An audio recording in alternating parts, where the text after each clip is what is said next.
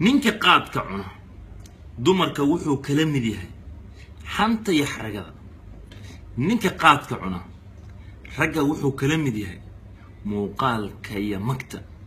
ninka qaadka cuna lo'da wuxuu kala mid yahay tooraha iyo talaxumada.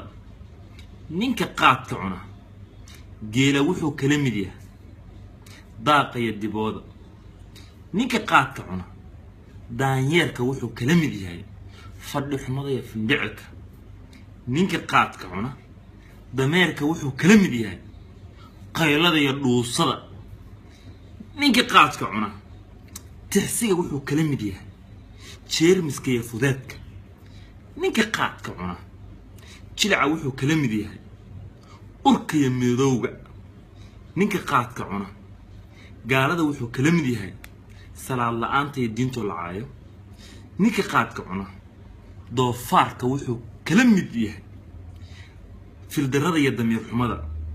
ninka qaadka cuna dooliga wuxuu kala mid yahay xaasidnimada iyo tabaryarida.